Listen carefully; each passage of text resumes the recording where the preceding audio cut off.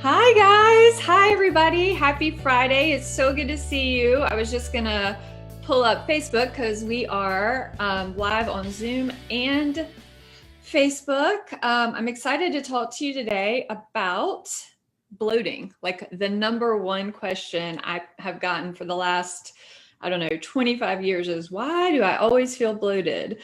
So I am excited to talk to you about that today. You guys on Facebook, go ahead and put in the comments, if you have any specific questions that you would like me to talk more about. And my friend Cindy is on with us and she can feed those to me. I just want to make sure I can see us on Facebook. Yes, very good. Okay, perfect. All right, let's get started. So, belly bloating is super common, and what I want to say is that it is not normal. I know it becomes normal for all of us because we, feel it more often than not. We have varying degrees of it, but I want to be the first to tell you it is not normal, and it is a warning sign, and it is your body chatting with you. However, there is a way to actually potentially see one of the biggest culprits of belly bloating right in your human design chart. So tell me this, either in the Zoom chat or here on Facebook, tell me, have you ever said, I am just sick and tired of feeling bloated? What about, like, maybe you wake up in the morning, you've got this flat belly, and by the time you go to bed at night, you feel like you've watched it expand 3 to 5 inches just right in front of your eyes. Maybe you didn't even eat that much today. Or another common thing is I wake up, I feel great, my belly's flat, and the minute I take the first bite of anything, whether I eat at 7 a.m. or noon or 2 p.m., I have bloating. Excuse me, 1 second. Cindy, are we good? Things are happening on my computer. I just want to make sure we're good. We are good. Okay, awesome. Okay, so you like eat or drink something, and then all of a sudden the belly, it just like expands. This happened to me last night, and I was like, well, isn't that such an answer from the universe? Like, I literally didn't eat, like, I didn't think I ate anything that I have a reaction to yesterday, but clearly I did, because by the time I went to bed, I just felt like my stomach was just like, I was like, oh, okay, well, clearly I've eaten something that irritated me. Like I said, and then by the end of the day, you see that the belly just expands right in front of your eyes. However, are you now at the point where you just realize, I'm super grateful. I'm super grateful for lockdowns and Zoom calls and elastic waistbands, right? Like, okay, business on the top, party on the bottom. Right? I am an online health and wellness coach and an online business coach. So like everybody I've been doing Zoom. I think I just saw my annual, like my membership for 8 years. I believe I just got my, thanks for being with us for so long. So this has been my game. But I know now some of you have joined the business on the top, party on the bottom, and are loving it. So we have to be grateful for the things that we can be grateful for. But today, I want to ask you some questions. Do you have any of the following? Gas, bloating, digestive and upset, constipation, diarrhea, maybe it's a combination. Do you actually have a bowel movement each and every single day? And if you don't, did you know that that's not normal? Do you have any inclinations that you might be having thyroid conditions, a slowed metabolism? Have you heard things like adrenal fatigue? Do you feel like you may have that or may have had symptoms of it? What about headaches? Do you struggle with repeated headaches? What about joint pain? Like that you just don't even know where it came from? Or you're an avid exerciser and you have joint pain and you're just like, yeah, well, I put my body through hell, so of course I have joint pain, right? Okay, also not normal, because if we're healthy, we don't have joint pain. Okay, What about any sort of skin issues, rosacea, psoriasis, eczema, acne? Have you been seen for any of these things? Did it come out of nowhere? Does your child have it and nobody in the family had it? I know one of my clients has well, when she was 15, she's older now, but when she was 15, she would literally wake up each day with her eyes would just be swollen shut, and she'd have to put ice compresses on them just to be able to go to school. This was every day. So, and she had psoriasis and eczema. I'm sorry, not psoriasis. I take that back, just eczema. But she said, I've had it since I was a baby. Also, not normal, not normal. Okay. Have you been having unexplained weight gain, or just have you noticed, well, I mean, I really haven't changed that much, but I'm just packing on the pounds. Oh, it must be my age, or, oh, you know, whatever we tell ourselves, these common misnomers, right? What about, have you had the joy of going to your physician and being told, well, you have an autoimmune disease now. Now your immune system is attacking itself, attacking your own body. ADD, ADHD, maybe you have a child, maybe you yourself have it. Maybe you didn't always have it, but it's kind of adult onset. And then, of course, there are the biggies that are even more common than they have ever been in the past, when we've got the fibromyalgia, Graves, Hashimoto's, rheumatoid arthritis, lupus, chronic fatigue syndrome. So go ahead and let me know in the chat or in the comments if any of that resonates with you. And Cindy, I don't think I can see the comments. So okay, well, we did get it before you came up. Adrienne had asked, does this include things like autoimmune conditions? Yes. PCOS. Sam asks, how about getting bloated before the food reaches our stomachs? Sometimes just putting something in my mouth makes me bloated. I think that's crazy. Yes, Sam. Yes. Oh, yes to all that. Okay. I'm so glad you guys are resonating. I knew you would, because I'm telling you, like I hear this like day in and day out, but I also just shared, I literally felt it yesterday. So this, I mean, it just happens, you guys. We, you know, as much as we try to control it, of what passes our lips, if we're already in an inflammatory state, especially if you have PCOS, if you already have an autoimmune, it's already turned on and you haven't been able to get it to shut off yet, then the smallest things will just trigger it right out of nowhere. Okay, so keep that in mind. And I'm going to go ahead and apologize to you. I do not have time today, because even though Cindy and Karen Curry Parker have been so generous to allow me to talk with you today, and which I'm grateful for, and I'm happy to do it for them. When I was doing my presentation, I was like, I literally had to just start deleting stuff. I'm like, you don't have time to get into the anatomy of things. So I just want you to keep in mind that obviously I'll have my contact information if you want to contact me after, if you have some specific questions about you. So it's not that I'm ignoring you about that stuff, but I need to get into the human design part of this, because this is the key. It's the key. Okay. So if you said yes to any of that stuff, and you do want to know how to, you know, catch it quicker, or you want to know how to address any of it, like I said, I'm going to approach it from the human design side. If you don't have your chart out, I'd ask you to go ahead and get your chart out, get a pen, get a piece of paper. Unless you're driving. If you're driving, don't do any of that. And I appreciate you being here with me. But if you'll stay with me to the end, I think I can shed some light on things for you. Okay. All right. So first, just so you know, who has the audacity to show up here today in an expert role and share this content with you? Well, if you'll allow me to introduce myself, I'm Kelly Youmans. I am not Kelly Youmans, MD, but by the end of this presentation, you may feel like you want to call me Dr. Kelly, and I'm totally fine with that. I do have 18 years experience in corporate medicine as a healthcare administrator. I had to ditch that gig when I became the patient and suddenly realized my intuition and then my colleagues' diagnoses, yes, plural, had a vastly opposing point of view. So I left that. For the past 9 years, I've been an online health and wellness coach. I've been a successful business coach, and I am now a not only certified, but qualified quantum human design specialist. as well as a pro athlete. Why am I throwing the pro athlete in there? You'll see. It goes with what I'm teaching today. I have one human son. I have one fur son. My human son is about to graduate college in 2 weeks. My fur son weighs more than each my son and myself. And these boys are the light of my life.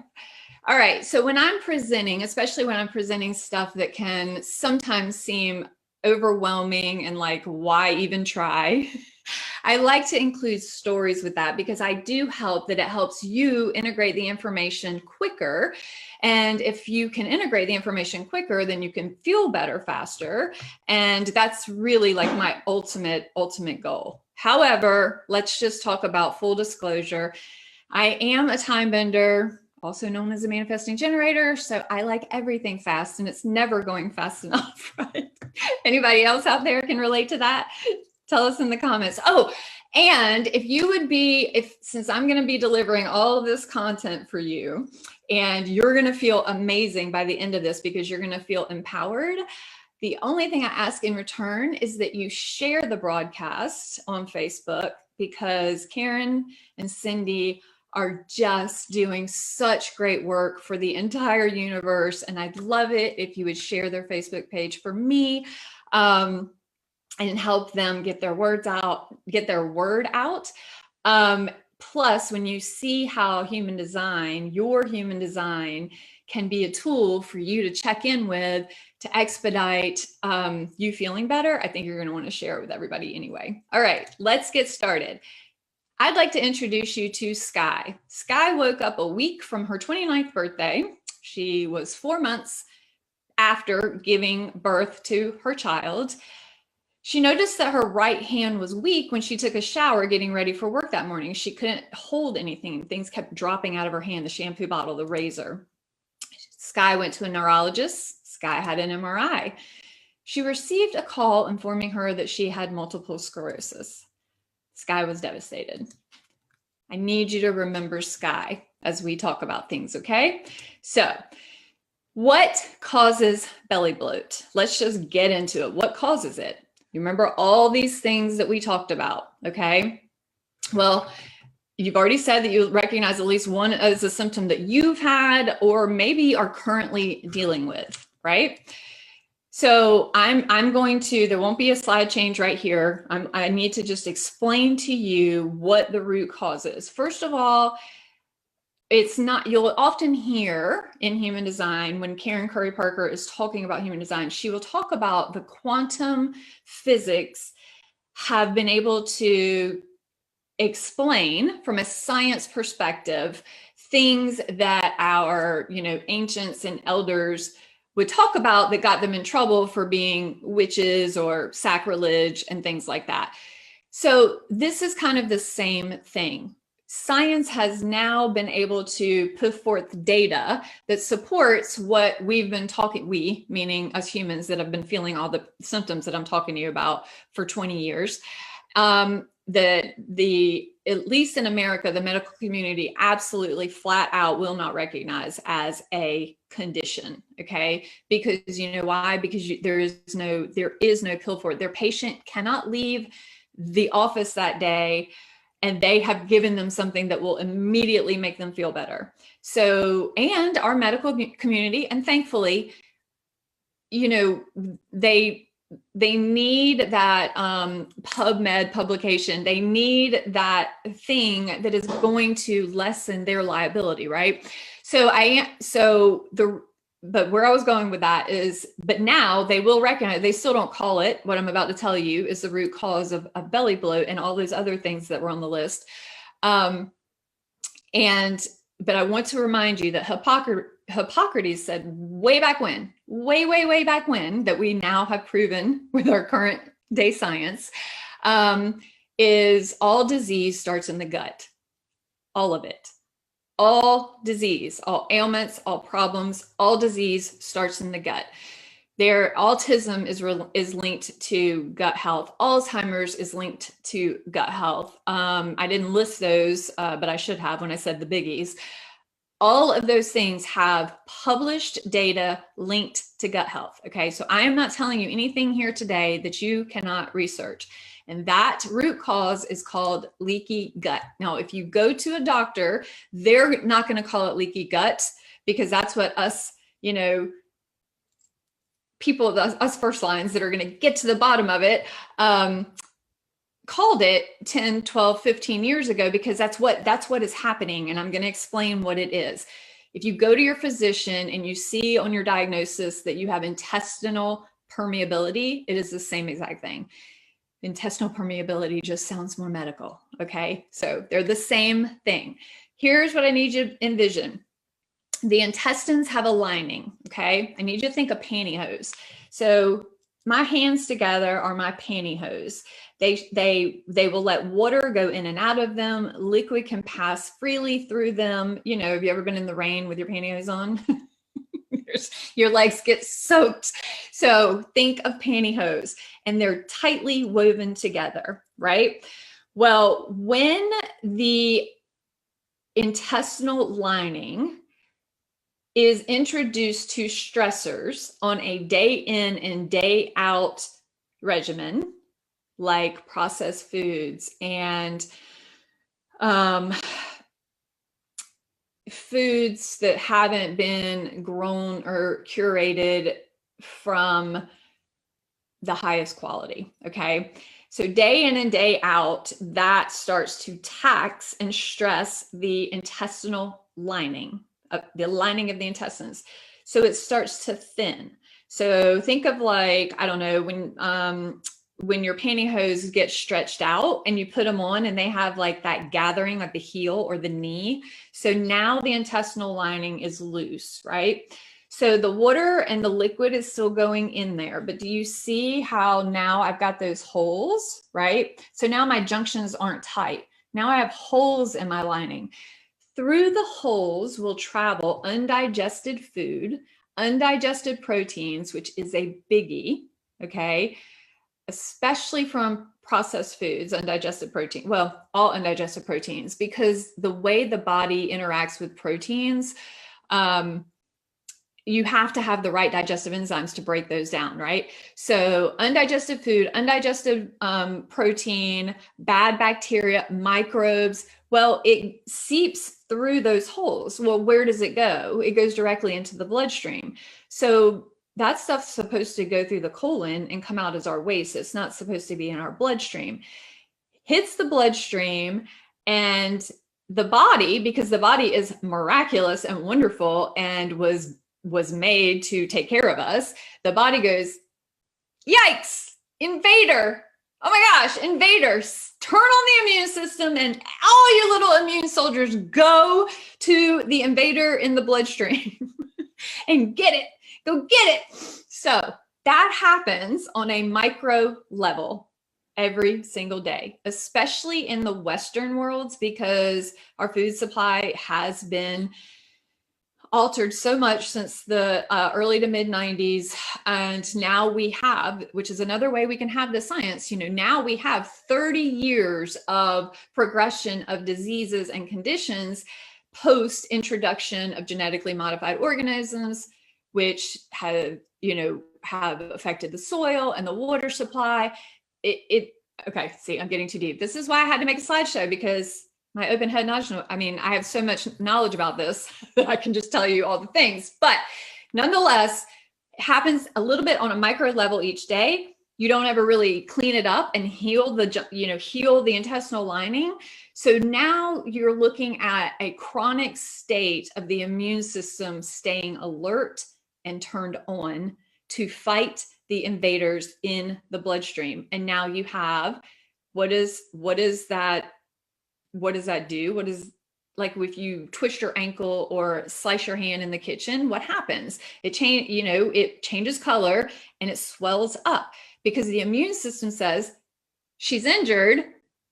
Go, soldiers, go put healing water around it. Go heal the skin and the flesh. Well, same thing. The immune system's out to attack these invaders in the bloodstream, but it's chronic. So then you become in an internal state of inflammation, and that's why autoimmune happens. Okay. Kelly, before you went on, did you want to take a question from Facebook or Sure. or What go time is through it? your It's up to them. I could take a question now, but if you guys want me to get through, like this is jam-packed presentation, but I'll take it. Yes, let's go for it. Well, Sam asked, what about emotional trauma and past lives? Those are big root causes of disease as well. Yes. So the short answer is yes. And Sam, let's come back to that after the presentation because I think you and I are on the same page. Okay. Anything else? What about microwaving? Marla asks, is that one of those? Any stress, any external stress, especially if the body is already in a stress state. And I mean, our lifestyle is a stressor, y'all. So being conscientious to take actions to control the things that we can control is where we should focus, because if we start trying to control everything, well, we're creating more stress. So, obviously coming from the medical community, I had one of my businesses, I had MRI machines and CT scans and x-rays, right? So we were vehemently walking around corners, you block the radiation. So that's kind of what I tell people about the microwave. Listen, I microwave foods.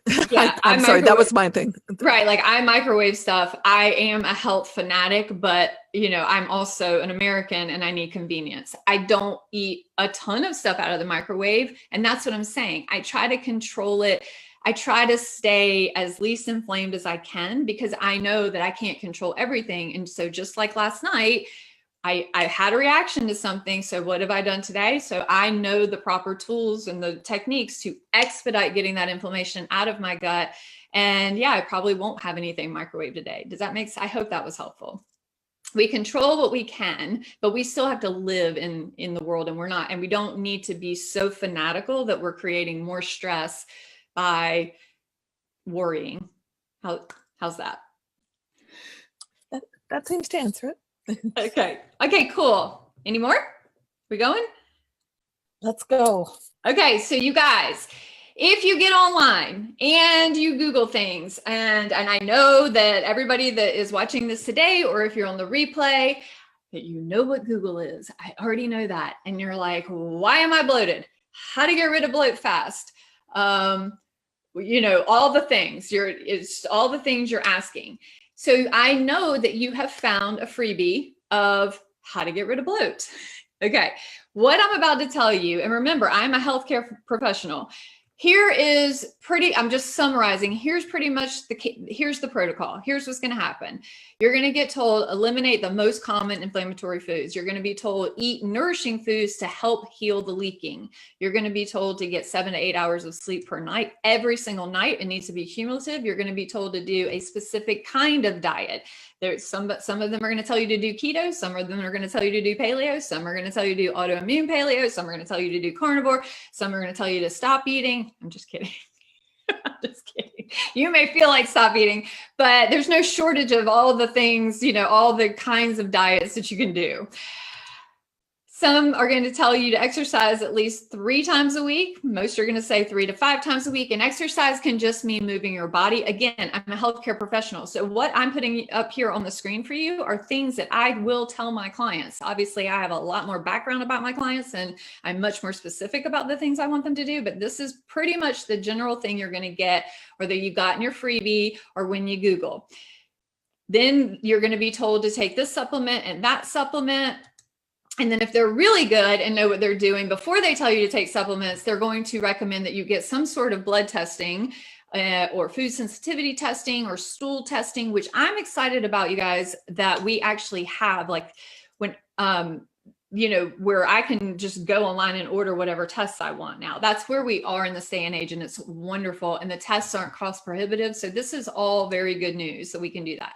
However, like I said, I do recommend all of these with much more specificity, but I remember what I said. I have 30 years of experience in health and wellness as an adult. And there is one thing that I rarely see being addressed that I think is the key. And I think that's why I get a lot of clients that have already been to everybody and tried everything, because this one thing isn't being addressed in the protocol, and it needs to, and that is stress. So I shared with you that oh, hold on, don't leave me. I shared with you what leaky gut is. I taught you what happens that causes it. I taught you that the introduction of undigested foods and bacteria and undigested proteins and microbes into the bloodstream create stress for the immune system, because the immune system feels like it's fighting for its life. Like, it literally feels like that. Okay. So where I'm bringing you full circle is stress, which we just talked about a little bit with the microwave question. Stress is stress, okay? The way that we live in the Western world, we just live in a stressful state. We just do. So not addressing that part of it, because it's an invisible thing, right? Like, I can tell someone, okay, remove these foods from your diet, eat these foods, move your body, get some sleep. It's just easier said than done, and you're going to feel better. But the problem is that, what about the stress you don't know about? I know for me, story time, like, I do not feel stress. What year is this? 2020. So 3 years ago, my son was going off to college. I have one child. I raised him as a single parent. I was married when I had him. Don't worry. When he was one, I got divorced. And everybody just kept saying to me, oh my God, you're going to be devastated. Are you upset? And I'm like, no. I'm like, it's just the natural course of life. I've raised him to be independent. I'm independent. I'm not upset. But like that projection, right? Like, oh, you're going to be devastated. And I'm like, no, I'm not.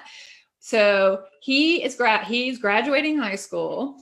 I find out on Friday, May 13th, May 13th, 3 years ago, my dad calls and says, I just got a call from my doctor. They've referred me to an oncologist. I'm like, oh, okay. 2 months after that, I have a spot on my back. I'm like, what is that? I thought a mosquito had bit me. I live in the South, if you didn't know. Anyway, it got bigger and bigger. So I go to my primary and they're like, you have shingles. I mean, I'm like, I have what? And of course, everyone around here knows me as the health girl. Like, I'm not sick. And so they're like, well, do you have any stress in your life? I'm like, no. And so they're like, well, what's been going on? I said, well, I mean, my son's graduating high school. Oh, congratulations. Thanks. My dad did get a cancer diagnosis. It's lung cancer. It's not good. He's probably not gonna, there's not much we can do right off the bat. It's probably a death sentence. Yeah, and the nurse practitioner was looking at me and she said, so no stress. So nothing's been happening. I'm like, well, none of that stress, that's just life. Right. So what I'm telling you is that many of us, I have several clients and friends that are just like me. And I have no idea. I didn't know it was stress, but my body did. So what I want to talk to you today about is, and don't forget Sky, I told you to remember her. I want to talk to you today about looking at your human design chart and seeing if you can identify where you might be out of alignment, because that is going to cause stress. The slides that you are about to see will all have colored in centers and gates, but that is not to make it defined. I did that so that you knew what parts of the chart were correlated with which organ or gland, okay? So for example, the head center, I have it colored in and the gates coming off of it because I want you to know all of that has to do with the pineal gland. I'm not talking about it being defined. I'm not talking about it being undefined. I'm talking about the general properties of the head center, and which is a pressure center. So imagine if you have an undefined head center, which I believe 7/8 of the human population have. So only 1/8 of all humans have a defined head center. So the rest of us are feeling under pressure, like it's a pressure center, right? And we have to know all the answers. We got to figure out things. We need, so what it needs is it needs decisiveness and it needs self-trust. which is hard to do if you feel like you have to know all the answers and you're letting people down. It is linked to the pineal gland. And here are the questions here are some questions that I thought I would share with you that you can journal on to discover, hey, am I out of alignment with things in my head energy? So things you want to ask is like, well, what do I want? What do I really want? And then, okay, so you have that picture. Well, what's it look like? Or maybe you have a picture of something, like, what do you want? Well, what would it take to get X, Y, and Z? And then, well, what would I need to do in order to create that? And do I trust that I don't have to have all the answers? Do I genuinely trust viscerally in my cells? Do I trust that I don't have to have all the answers? All right, next, let's go to the ajna. Again, this isn't representing defined. This is to tell you all of this that I have colored in has to do with the pituitary gland. Okay, so this is where we store information and we manage it. And if it's open, then it's a varying, it's varying. We don't really store it at all. That's why I said I had to do slides, because my open head ajna, there's no telling what would come out of my mouth today. So, but it's always looking for certainty, right? So what does it need? It needs to be certain. It needs to be decisive and have self-trust, similar to the head, correct? Okay. But with the ajna, now there can be a fear of not knowing. So with the head, it's like, you feel it's a pressure center. I must have all the answers. Then the ajna, oh my God, I don't know. Oh no, a fear of not knowing. So let's look at this. If you have an open head and ajna, now you have the pressure to not only figure out things, to have all the answers, but now you have fear to be like, oh my God, I don't have all the answers, right? So do you think and Cindy, I'm going to want answers from this. Hopefully they'll put them in the comments or in the chat. Do you think what I just said, that never-ending quest for information and certainty, do you think that could be stressful? Do you think that could be an underlying stress? Anybody comment, Cindy? We're getting definitely yes. Okay, cool. Yes, that is stressful for me. Okay, cool. Let's go on to what can we do to identify some things that maybe we can figure out even more so, like which is stressing us? What can we answer for ourselves to calm us down? Okay, so again, who am I? Who am I really? The first one was, what do I want? And what do I really, really want? If I could have anything, what do I want? And then with the ajna, who am I? Who am I really, right? And then what meanings have I given to things? Like what does it mean? Okay, I'm a waitress at the most elite restaurant in my town. What does that mean? And check in with the meanings that you've put on that. What does money mean to you? What does it mean? What does it mean when you have it? And what does it mean when you don't? Does it mean something about you? Like, these are things you need to get crystal clear on, and journaling, just sitting with it, just, pondering it and journaling on it, I find does wonders in bringing some of that stress down. Okay. All right. Let's go to the throat. Now, I love talking about the throat center because I'm not sure it gets in. I know it doesn't, because not everybody knows human design yet, but you guys are going to help us get the word out about human design if what I share with you today you find helpful and you think everybody needs to know about. The throat center is communication and manifestation center. Okay, like this, we're humans, so we need to communicate. But manifestation is how we bring things into form.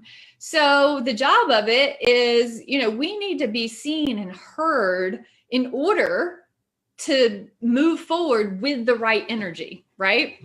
We need authenticity. We need vitality. That's what our throat center needs.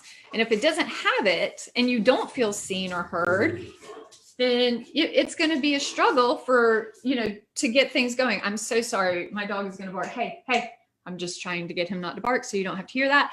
But listen, the throat is linked to the thyroid and the parathyroid. Is anybody on here? Have you heard anything about the thyroid in the past 20 years? Have you heard how many people have had their thyroid removed? Does everybody have a thyroid problem? Go ahead, put that in the comments. Do you know someone with a thyroid problem? I suspect you do. Oh, we do have someone that just said they did. J-Lo. Mandy says me. Yeah, absolutely. It's an epidemic, and it has been. Let's see, where's 2020? It started in the early 2000s. You guys, please let me let him out. Okay, 1 second. 1 second. Don't leave me. Go, go, go, go. I'm so sorry. I live on a lake, and the kids are fishing, and so of course he needs to go out and bark at them. not little kids. I'm not that evil. Okay, so the throat is a very important center, and I wanted to point this out that there are 5 within human design parameters. There's 5 types of people. There are only 2 of the 5 that actually have energy directly to the throat, and that is the initiator, also known as the manifester, and the time bender, also known as the manifesting generator. That means 3 of the 5 types, orchestrators, also known as projectors, alchemists are generators, and the calibrator is our reflector. They need to be recognized, seen, or invited in order to feel heard as their most authentic self, so that they have the vitality, which we can call energy, to actually start things and use their energy correctly so they don't burn out. Okay, take all of that in, because what does that mean? All right, let's look at it this way. For you, or your child, like, you have to know one of those types. You have to know the alchemist, generator, the projector, orchestrator, or the calibrator, reflector. You have to know one of those types, if not several. Do you think sitting around waiting to be recognized, seen, or heard so that you can do what your heart desires might be stressful? Anybody think that might be stressful? I want you to think about that. I just told you, initiators and time benders. Initiators are only 8% of the human population. Time benders are only 33% of the human population. That means 60% of the of human race is waiting around to be seen, heard, and recognized as their authentic self so that they can actually sustainably create. Might that be stressful? Anybody? Okay. Some of the things, it's so hard, like, when I can't see people responding, yes, but I assume you're all responding that it might be stressful. Yes, Michelle said super stressful. Yeah. Andy says, yes, a time bender with low thyroid. Yes, yes. See? Okay, awesome. So some of the things you can journal on with this is, because here's the thing, we forget, we're not paying attention, like, am I stressed? Am I stressed? And we certainly aren't paying attention to, do we have systemic stress? Like, we definitely aren't paying attention to that. We're paying attention to, what do I have to get done today? What is my heart's desire? Oh, well, I can't have that anyway. Well, they don't see me. They don't really get me. That's what we're paying attention to. That doesn't translate into the word stress, okay? So some of the things I'd like you to journal on with this is, do I feel invisible? Because that will at least bring you into present moment instead of, oh, it's just another day. I got to get all this stuff done. Do I feel invisible? And check in, right? So you can read the questions here. I know we have to speed this up. Another really quick thing about the throat is you can sit down and journal on, do I have energy? Do I have the energy to start things? Do I have the energy to start things? Because if you don't, then that is a telltale sign that you're burned out. Well, what is burnout? Burnout is stress. Okay, here we go. Let's go on to the G Center. I'm excited. I'm like, okay, I'm trying not to talk too fast, but we got to get through this. I just love all this stuff. So I get really, I'm not trying to get bogged down. I just love it. So the G Center is our identity center. And here's what the G Center needs to be focused on. The G Center needs to be focused on working on self-love and acceptance so that we can be loved and accepted by others as our most authentic self. Okay. I think that I love how human design talks about the G Center and like the identity center. Again, remember, you guys, I've been a coach for a very, very long time, and I have just in the past few years have learned the science of human design.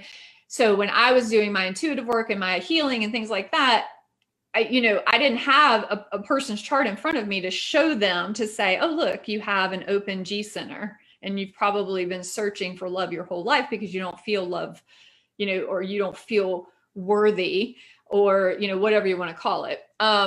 So I love that human design has this amazing tool called a human design chart where I can actually show people. Not everybody's going to buy into it, and that's fine. But what it does for me is I can look at it and then I can immediately just go right into questions that I want them to ask, right? Like, so I don't have to like do the whole hour-long consult of getting like where I'm trying to figure out, do they have self-worth issues? Are they burned out? Like that kind of thing. So the G center, I love the way that I can just look at this and I can tell you to here today, look at your chart. If it is undefined, then you will answer these questions in a way that will really highlight for you what you've been motivated by. Okay. So, and then if you have a defined G center, obviously when you answer these questions, it's going to look different than the way the undefined person answers the questions, but both have blocks in the G center. Okay. So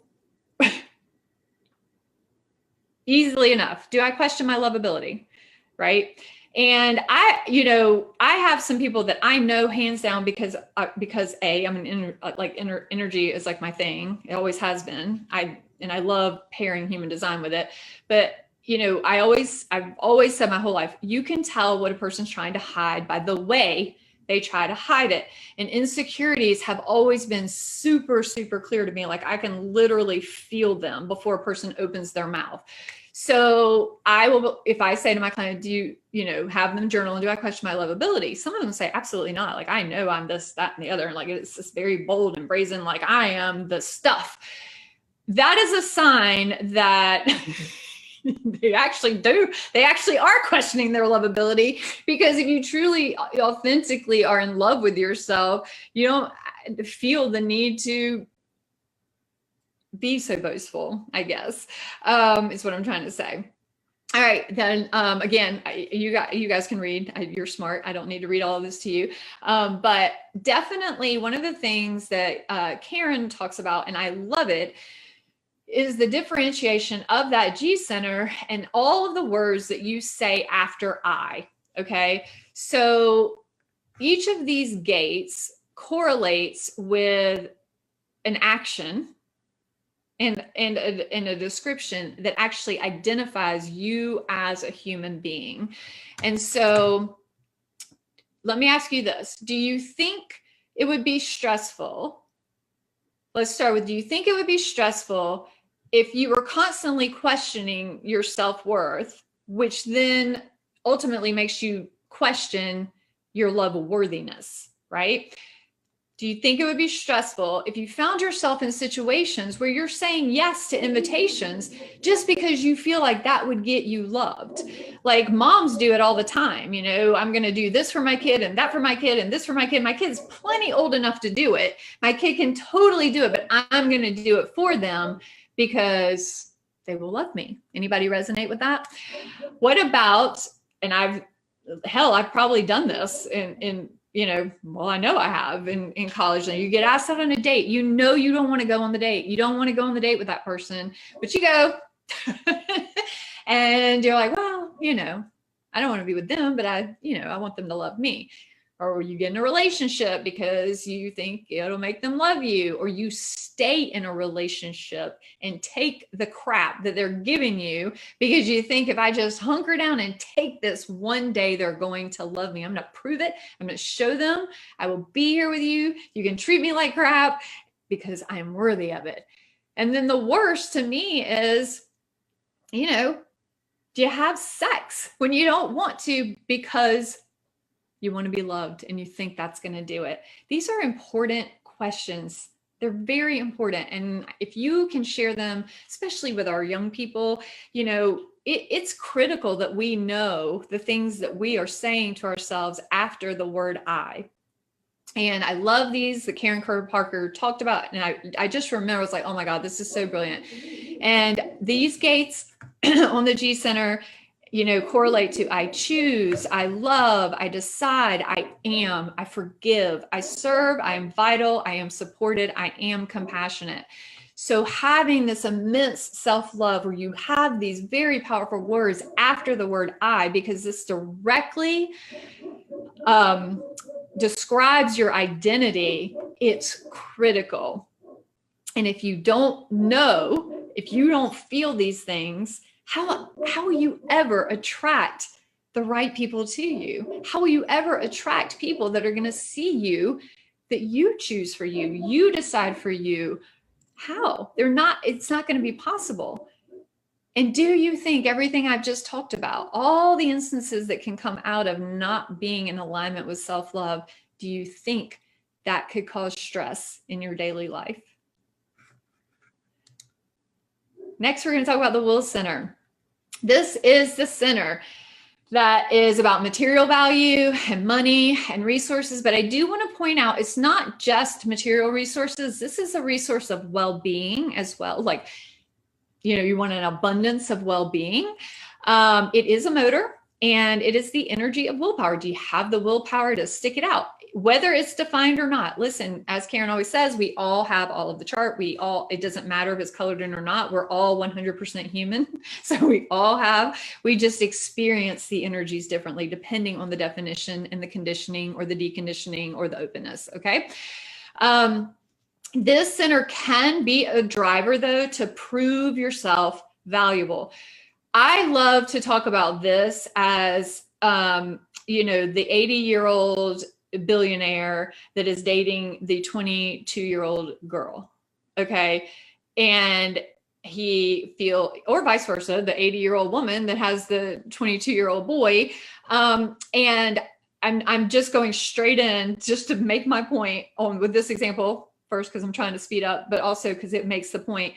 And you know, it is that, well, I can have the 20-year-old because I've got billions. And I don't like it. It's right. So that's whenever I think about this, you know, you prove yourself or your value, like you know, what do you think the 80-year-old, when he's talking to the 22-year-old, what do you think he's talking about? I'm sure the money comes up. I'm sure the house comes up or the car comes up or whatever. So that's just an example that, you know, it just is so clear to me that that's you're proving yourself or your value through things like that. Let's see if I need to say, let's see. Okay. Oh yeah, we do need to talk about this. Okay. So all right, again, here are the questions. You can read them. Do you question your sense of value? Are you trying to prove that you're valuable?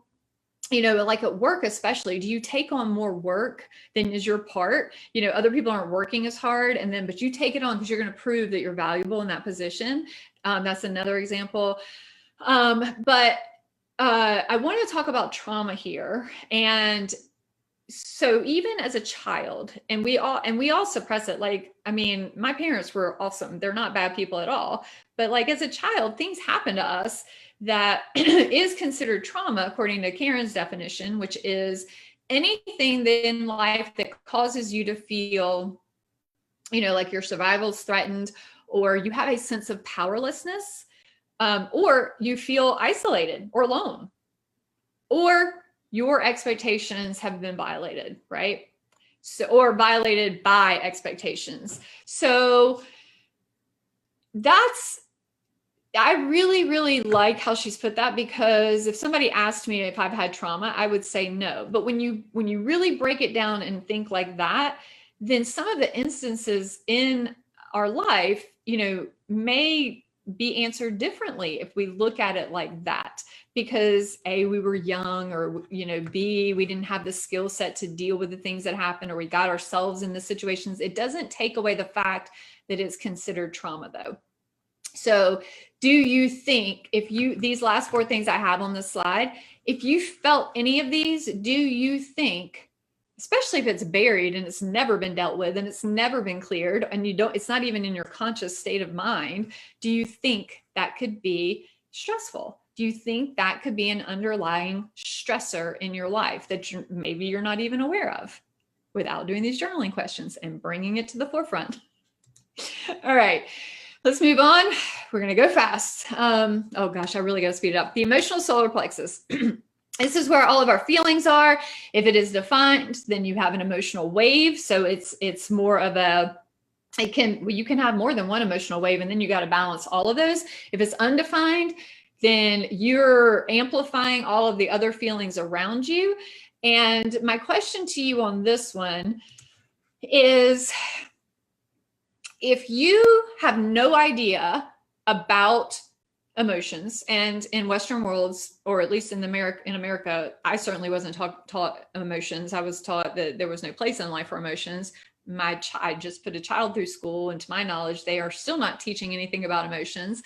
And unfortunately for all of us, human design isn't, a course in kindergarten yet. So my question to you is, do you think it would be stressful if you're completely unaware of how to deal with emotions, that you actually have an emotional wave, that you actually might be able to learn what it feels like when it's happening, but nobody's taught you that, or how to deal with it? You just feel all over the place. And then on the other side, do you think it would be stressful going through life not having any idea that actually most of the feelings that feel the greatest or the most prevalent are probably not yours anyway, if you have an undefined emotional solar plexus, right? Especially say you're in a classroom, say you're in an office building, say you're in a cubicle, but there's all these people around you, and you're none the wiser that you're taking on all of these emotions and feelings, and you have no idea that they're not even yours, and that's not even really how you feel. Could that cause stress on a day in and day out basis, an underlying current of systemic stress and inflammation in the body? All right, we have 3 more. The spleen center.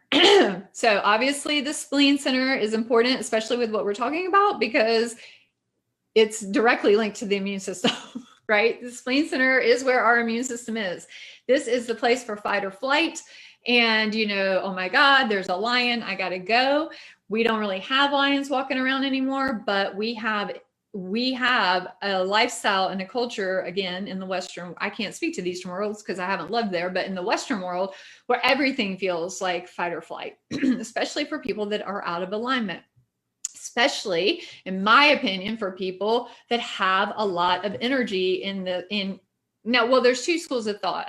Now that I've learned human design, it's pretty much 50-50. People that have a lot of definition here say that, they have a lot of fear and anxiety. But then people that don't have any definition say they have a lot of fear and anxiety. So I don't know what the answer is. My experience is I have none. I have no gates. I have no definition of my spleen. I don't have a lot of fear and anxiety. Both of my parents had defined spleens, and they didn't have a lot of fear and anxiety. So I can't speak to it from a personal level other than people I've coached.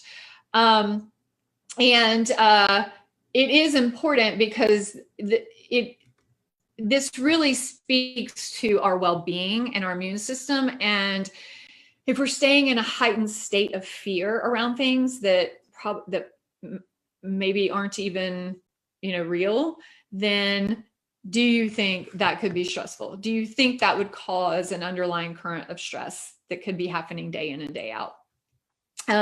So you should be asking things like, well, what exactly am I afraid of? And is that real? And if it did happen, well, but then what would it mean? Would I die? Like, you want to be asking really honest questions like that. And then obviously, I think you should journal on, am I making decisions from fear without being emotionally aligned? Like, am I just reacting it to everything, or have I grounded myself and I know exactly, what is real and what isn't? So, all right, here we go. The sacral. I know I'm going fast, you guys. All right. So the sacral is where work and life force energy is. It's, sexual energy and sustainability and just dancing with the flow of life. It is linked to the ovaries and the testes. I'm sorry, let me just go back. The spleen is linked to the spleen and the lymphatic system. The will center, I didn't say that, but I do want to point that out because that's important. The will center is the thymus, the gallbladder, the stomach, and the heart. Think about that.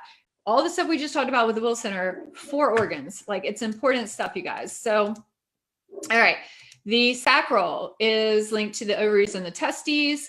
And what I want to say about this is that if you have an open sacral and 70% of the human population do not have an open sacral, they actually have life force energy. 70% of human beings are generator energy. And you're of the 30% that isn't, but you live in the Western world where, you know, our worth has been tied to our work, and you see everybody working and doing these things, and you're just like, why can't I last as long? Or, oh my God, you know, or at age 40, now you're having health conditions and you're just like, why me? It's always me, that kind of thing, because you're burned out and you're stressed out, or because you're burned out. Do you think, not knowing that you actually truly are not like everybody else because you have an open sacral, do you think that would be good information to know? Could there be a level of stress in your life because you just have been trying to work and operate like everybody else, unknowing that you don't have that type of energy unless you're seen, heard, invited? But even then, you still don't have it sustained. Like, it's not your own. You can borrow it, but it's not yours. Let's finish up with the root. Oh my God, I'm getting excited, Cindy. I think I can make it. All right, the open root pressurizes anything else in the chart, all the other things. It is a mirror to the head center. It is a pressure center. And so this pressure it's like a pulse. And so it's pressure to actually get things done when the timing is right. But if it's undefined, it is always on. And so you'll never get it all done, but you feel like you need to have 22 to-do lists and they've got to get done. And listen, let's talk about it like this. If you're constantly feeling like, I gotta get this done, I gotta get this done. Okay, just when I get this done, I'm gonna be able to sit down. Okay, just when I get this done, we can go on vacation. Oh wait, no, I gotta get this done in the week, right? Like, so it's that feeling of, I just gotta do this so that I can rest. But then you're like, but it never goes away. So do you think that could create a level of stress in your life if you're constantly feeling like you cannot get all the things done? And just when I get this done, I will give myself permission to take a nap, or I will give myself permission to go to sleep at night. But it never gets done. And you're none the wiser that you have this open pressure center that you just need to, you know, journal on and be like, that's fine. I'm not supposed to get it all done. All right. So you want to ask yourself things like, how do I alleviate fear? How can I create greater alignment? And definitely ask yourself, am I just fearful that I can't get it all done? And then what does that look like? What does all mean? Like, what does that mean? What all do I need to do? I'm just a human being. I'm just one person who has a purpose here. And it's not to do everybody else's stuff, right? All right. So do you remember Sky, right? Here she is. After everything I've taught you today, do you think that Sky's openness could have affected her health? And I'll wait for Cindy to tell me what you say. Michelle says big time. Okay. Awesome. So let me just tell you, Sky was diagnosed with multiple sclerosis at age 29, right after giving birth to her child. There was no illness in her family. She did not understand where this was coming from. She had been an athlete her whole life, starting at age 5. She's an only child. She went to college. She got the job. She got married, had the child. Then, the reward for that was receiving a devastating disease that totally threatened her mobility, multiple sclerosis, which, she then ended up getting divorced, her choice, when the baby was 1. So she had sole custody, raised the child solo, continued her athletics. During that time, got her pro athlete card, started up several businesses with physicians. But even at the height of her competition career, she always felt bloated. 11 years after that multiple sclerosis disease, she had a near-death experience and then received 2 additional diseases, rheumatoid arthritis and lupus. after a near-death experience. So what happened to her? So that's me. Sky is my initials. And I want to tell you what happened to her. I basically knew in my bones, none of it made sense to me. I did all the things, eat healthy. I didn't drink. I wasn't a partier. I'm raising my child. I'm like, how can this be happening to me? And I just never, ever, ever accepted it. I never said I have it. I do not have MS. I'm like, that's just not a thing. I don't have it. They just kept shoving MRI scans in my face and showing me how I had it and showing me my limitations. And then one physician, the main neurologist said, you just need to accept that your life as you knew it is over. You're not going to be working out anymore. You're not going to be competing anymore. You're going to have to figure out what you're going to do about work because this is a debilitating disease. And now you have these other ailments and you're not going to be able to move. I mean, all of this, what I'm not going to be able to do. And I cannot stress to you, my gut, I don't want to say my gut, my intuition. I was like, it just doesn't make sense. None of that makes sense. I'm sharing the pro athlete part with you because I look the picture of health, right? I didn't eat poorly. I wasn't a big partier. I was doing all the things. So I had no reason to think I was sick. And the only symptom I had was I would feel bloated. Even if I didn't look it, I felt it. And that one symptom was a telltale sign that I clearly had an underlying stress issue that I had no idea about. And I think now that learning about human design, it was all of my openness. So I thank you for letting me share that with you. If you found it helpful, I hope you will share it with others. If you would like my gift to you, I could give you a copy of these journal questions I included today. Here is an email I created just for that because my website crashed, so I can't send you to it. But if you will email me at humandesignkelly@gmail.com, I will happily send you those questions so that you have them and can journal on them. And if you would like to book some time with me, I have also included my scheduling link. On there, it will say a human design reading, but you also can obviously schedule just a consult about your health or whatever you would like to schedule. And I would love to talk with you. All right, Cindy, how do we do?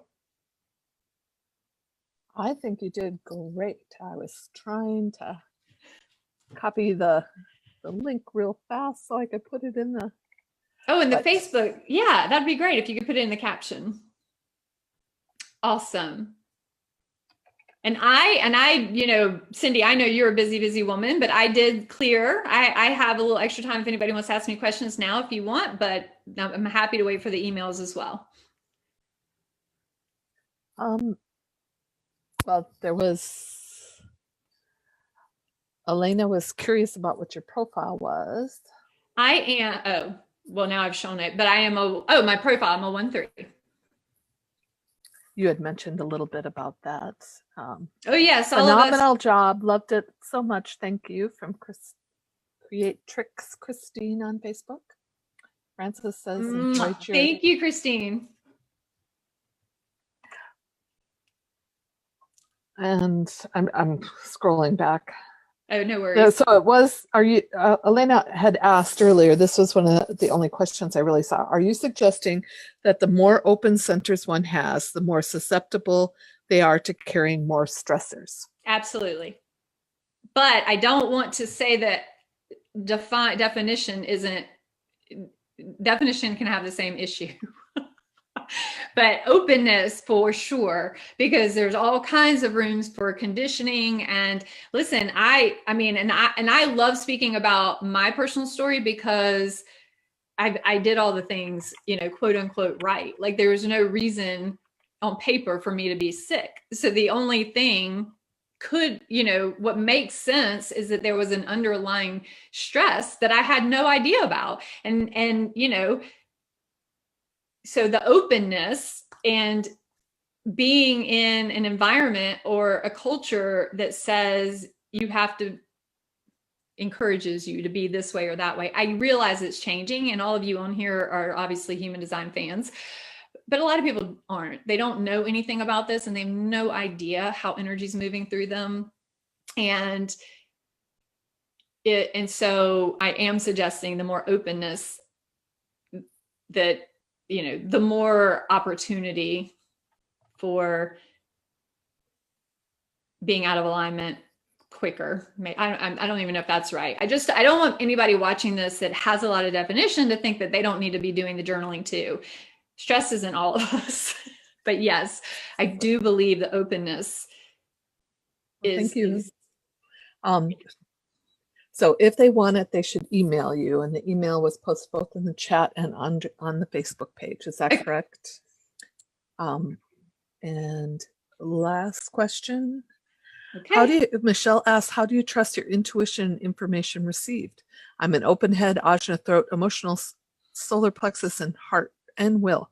So Michelle is also very open. So I trusted it, Michelle.